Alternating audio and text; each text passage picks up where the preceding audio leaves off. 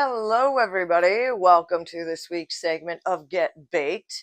We're actually going to keep it pretty simple today. We're making some bread, just good old-fashioned sandwich bread, but it's going to be just like the stuff you'd get in the stores in the sense of if you ever notice how you can kind of rip the top off, and if you get a nice loaf of bread, it almost looks like a swirl.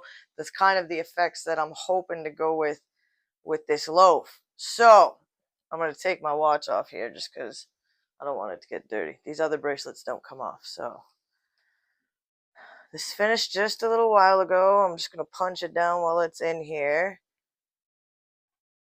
So, and again, if you don't have a bread maker, you can still make this by hand.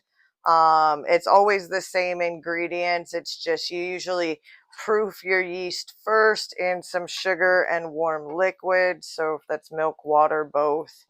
And it's got to be a certain temperature, otherwise it won't feed the yeast or it'll kill it. So it's really finicky.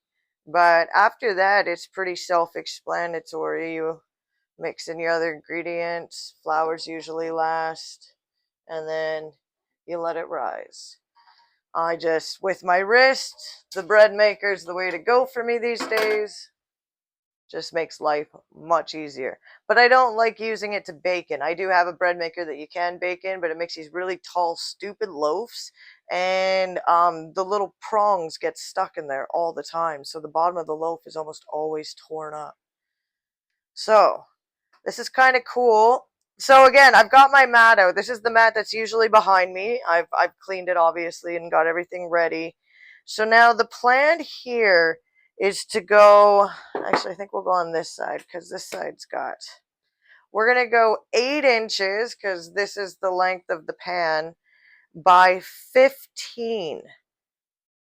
So we're going to try to get the 8 and then roll it out to a 15.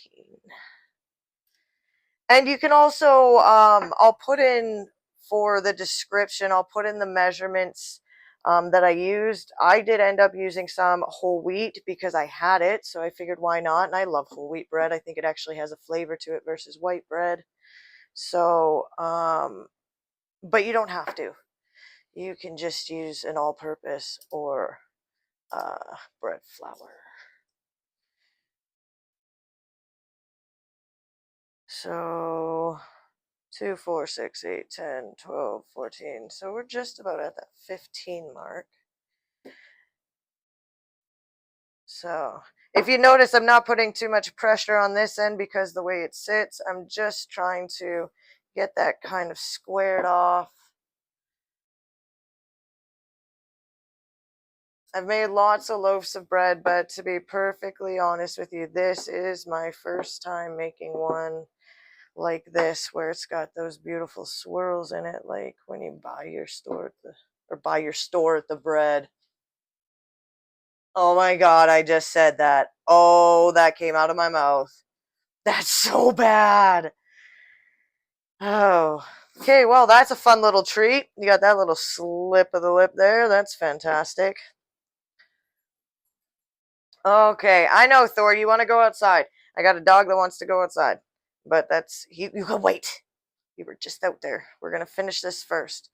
Okay, so of course, you want to make sure that you obviously roll it up the proper length. You roll it this way. You're making cinnamon buns, and we're not doing that. We're trying to make this into a nice loaf of bread. So I'm not sure how flat I should get this, but I mean, if we're at that 15 mark, I'd say that's it. I'm just trying to make it kind of even, I guess. All right, I think we're just going to call that done. So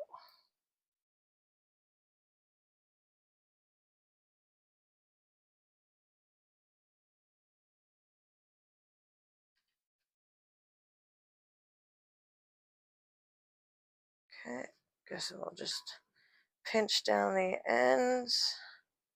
I don't know if that's what I'm supposed to do, but that's what I'm gonna do because it's not a cinnamon bun. It shouldn't have that roll. So, and there we go. I've already got a grease pan here. We got good old Jack Skellington. So we're going to place this in. I mean, I had to scrunch it up a little bit, but I think that's the whole point. Okay, so that's it. Now it's in here. Now we're going to let it rise, and we'll check it out in, I don't know, anywhere between half an hour to 2 hours. I don't know. I'm decorating for Christmas, so it might be 2 hours. I'm very distracted. Yeah, that's it. It's a short episode today, guys. Want to keep it simple. I'm tired anyways, but I'm craving fresh bread, so yeah, this is exciting. Sorry. I was thinking about fresh bread for a second. And I'm also making a homemade vegetarian chili, so that video won't probably be out maybe for another week or so. Actually, maybe I'll put it out next week. Maybe I'll swap it in, put it out next week. But yeah, I got a homemade chili too. So homemade chili and homemade bread. Yay. Delicious. So I'll see you guys when that's done rising.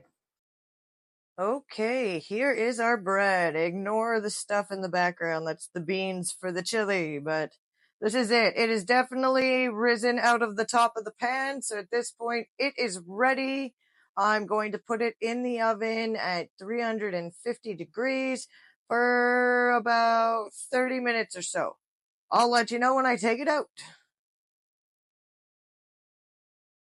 So we did ours for a total of 30 minutes. This is what happened. You can see it's airy, obviously. I mean, it looks like some things have burrowed into it while it was baking. And it looks like a blowout on this side. I know this is hard to see, awkward, but whatever. It looks beautiful from this side. I should have just shown you this side. But all good. I'm excited. It's hollow, so knock, knock, knock. Everything seems to be working. So I'll show you a picture of it cross-sliced, but that's it for this week's Get Baked. Please, if you're not a subscriber, do subscribe. And those of you that are subscribed, I mean, drop me a comment. Let me know, what's your favorite dish? Maybe you're not from Canada. Maybe you are and you eat differently than I do. Drop me a line. Let me know what's going on. And as usual, thanks for watching.